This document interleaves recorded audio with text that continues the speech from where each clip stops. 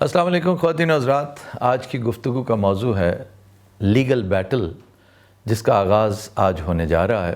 آج بظاہر یہ لگتا ہے کہ وہ کہانی جس کا آغاز قریباً 1.5 سال پہلے ہوا تھا، اپنے منطقی انجام کی طرف بڑھتی دکھائی دے گی۔ آج 29 تاریخ کی صبح، اب سے چند گھنٹے بعد جب یہ ولاگ پبلش ہوگا، عدالت میں کارروائی کا آغاز تقریباً شروع ہونے والا ہوگا، اور امکانات یہی ہیں کہ آج ہائی کورٹ میں عمران خان کو ریلیف ملے گا۔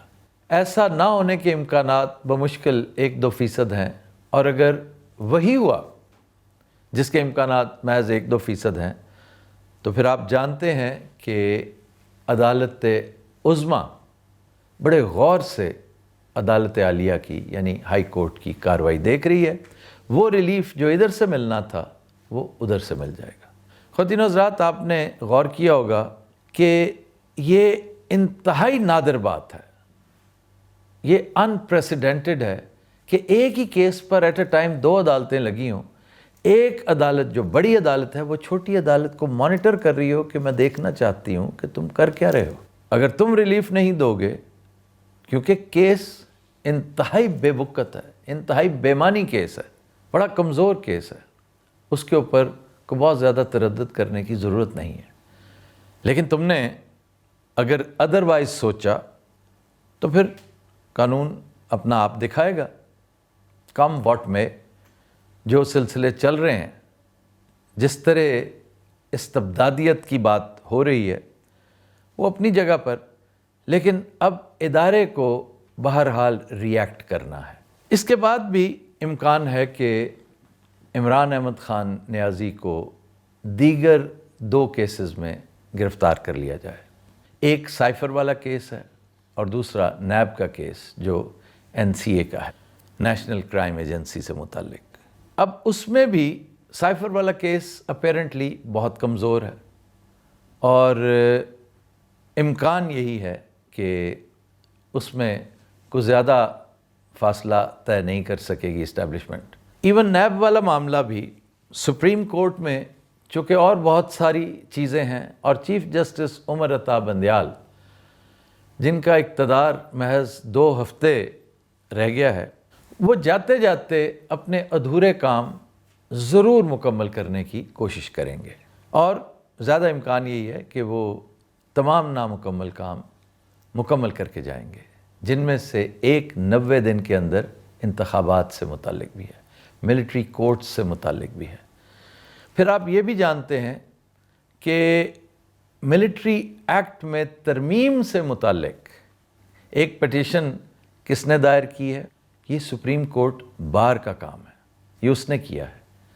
اس بات کا قوی امکان ہے کہ سپریم کورٹ میں ان تمام چھوٹے موٹے کیسز کو یکجا کر کے، کیونکہ سب جانتے ہیں، عدالت سے زیادہ کون جانتا ہوگا کہ عمران خان کو مختلف ہیلے بہانوں سے تنگ کرنے کی، پریشان کرنے کی جو لاتعداد کوششیں کی گئی ہیں، اسی کا شاخسانہ یہ لنگڑے لولے کیسز ہیں، جن میں سے بیسٹ شاٹ یہ توشہ خانہ تھا، جسے آج کچھ گھنٹے بعد موسٹ پرابیبلی، موسٹ ہوپ فلی اٹھا کے باہر پھینک دیا جائے گا۔ یہی حشر سائفر والے کیس کا ہوتا نظر آتا ہے، اور نیب والا معاملہ بھی اسی طرف جائے گا۔ تو عدالت ان تمام چیزوں کو کلب کر کے ایک بلینکٹ بیل عمران خان کو دے سکتی ہے۔ یہ سب کچھ عمران کی محبت میں نہیں ہو رہا خواتین و حضرات، یہ اس کی عقیدت میں نہیں ہو رہا، بلکہ یہ جو کچھ ہو رہا ہے یہ ری ایکشن کے طور پہ ہو رہا ہے۔ وہ مبینہ استبدادیت، وہ انتہا پسندی، وہ منتقم مزاجی، وہ روتھلیسنس جس کا ارتکاب ہماری اسٹیبلشمنٹ پے در پے کرتی چلی جا رہی ہے، اور یہ سب کچھ 9 مئی کے بعد ہوا ہے۔ یہ سسٹم کا ری ایکشن ہے، اور یہ پہلی دفعہ نہیں ہوا۔ مثالیں تاریخ کی کوئی زیادہ اچھی نہیں ہیں، اس لیے میں وہ مثالیں دوں گا بھی نہیں۔ آپ خود بھی عقل مند ہیں، تھوڑی سی محنت کریں، تاریخ میں جا کر سوچیں کہ جب سسٹم ری ایکٹ کرتا ہے تو پھر کیا سے کیا ہو جاتا ہے۔ حالات اس وقت پریشان کن ہیں، معیشت کا ستیہ ناس ہے، بیڑا غرق ہو چکا ہے۔ بجلی کے بلوں میں ایک رتی بھر کی ریلیف ملتی نظر نہیں آتی، ورنہ پرائم منسٹر صاحب نے چند دن پہلے جو اجلاس طلب کیا تھا وہ کسی حد تک تو نتیجہ خیز ثابت ہوتا۔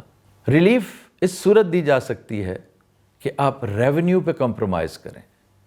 ریونیو پہ کمپرومائز کریں گے تو آئی ایم ایف کی تلوار سر پر لٹک رہی ہے، پھر آپ ریویو میں مار کھا جائیں گے جو اسی مہینے ہونا ہے۔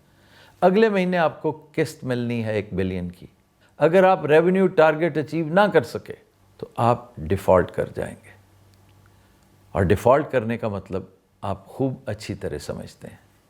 چنانچہ ڈیفالٹ کی طرف ہماری اسٹیبلشمنٹ کبھی جانے کا سوچ بھی نہیں سکتی، اس لیے کوئی ریلیف نہیں ملے گی۔ یہ عوام کو برداشت کرنا پڑے گا، چوں کرے چراں کرے تون و کرہن، یہ سب کچھ برداشت کرنا پڑے گا، اور اس برداشت کے عالم میں حالات بد سے بدتر کی طرف اور الٹیمیٹلی بدترین کی طرف جاتے نظر آئیں گے۔ ساتھ ہی ساتھ یہ خبریں بھی مل رہی ہیں کہ ماضی کے چند بہت پراثر لوگوں کو، اہم لوگوں کو گرفتار کیا جا سکتا ہے۔ یہ موو بھی بہت خطرناک ثابت ہوگی، کیونکہ اگر ایسا ہوا تو پھر یہ لڑائی انفرادی نہیں رہے گی، یہ 2 افراد کے درمیان لڑائی نہیں ہوگی، یہ پرسنل وینڈیٹا سے بات آگے چلی جائے گی، اور یہ 2 نظریات کا تصادم بن کے سامنے آئے گی۔ اور باتوں سے جیسے لگتا ہے، جس روتھلیسنس کی میں مثال دے رہا تھا، جو میں بات کر رہا تھا، اور انٹرنیشنل میڈیا میں دیکھیے ایک کوہرام مچا ہوا ہے۔ وہ لوگ جو پہلے چپ سادے بیٹھے تھے اب پاکستان کے حالات پر گفتگو کرنے لگے ہیں۔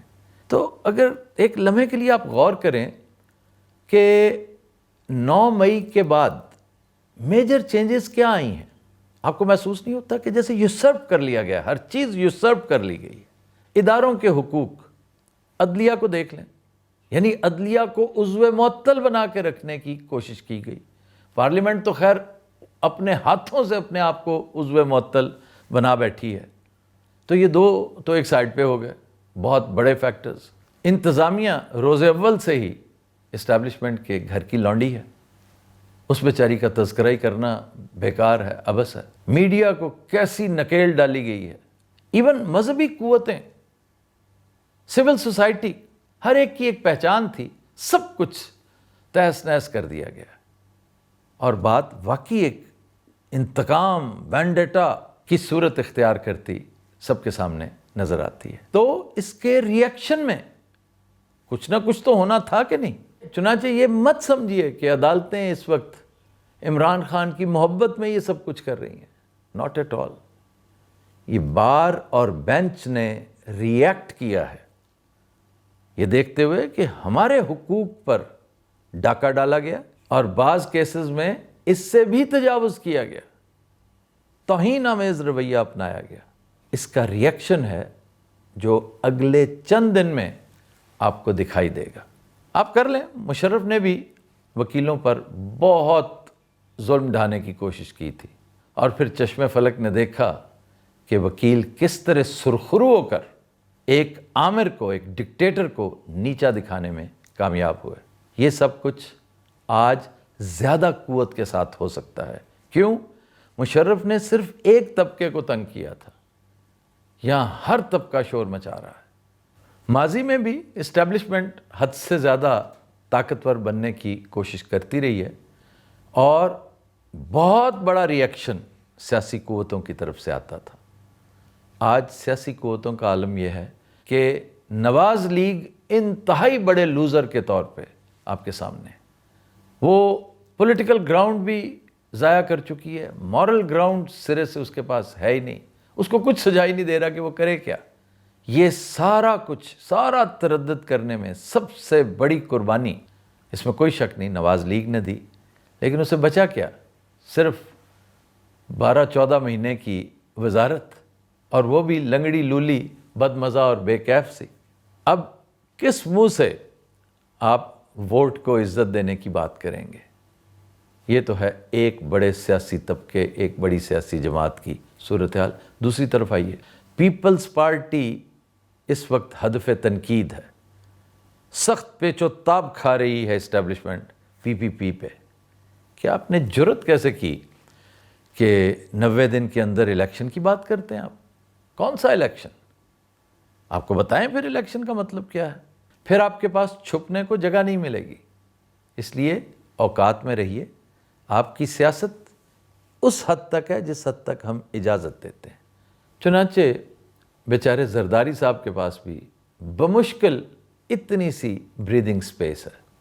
وہ اس سے زیادہ چھلانگ مار ہی نہیں سکتے. ایک دفعہ انہوں نے وہ اینٹ سے اینٹ بجانے والی بات کی تھی، وہ آج تک ٹکور کر رہے ہیں بیچارے. سول سوسائٹی کے حالات آپ کے سامنے ہیں.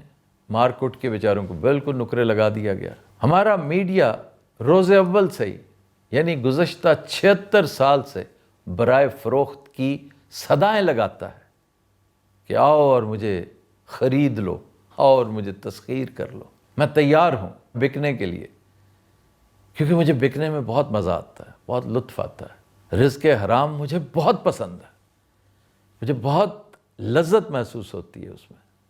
وہ بھی ایک سائڈ پہ نکل گئے. کوئی 2-4 سر اٹھانے والے فیکٹرز ہیں بھی، انہیں سائیڈ لائن کر دیا گیا. تو اگر کسی نے ریئیکٹ کرنا تھا تو وہ صرف اور صرف بار اور بینچ ہی ہو سکتے تھے. چنانچہ آج سے جس معاملے کا آغاز ہو رہا ہے خواتین و حضرات، میں نے جیسے گزارش کی تھی کہ آج اس کہانی کا آخری چیپٹر شروع ہو رہا ہے، اور ان قریب آپ دیکھیں گے کہ اس آخری چیپٹر کے آخری صفحے پر بھی کام شروع ہو جائے گا.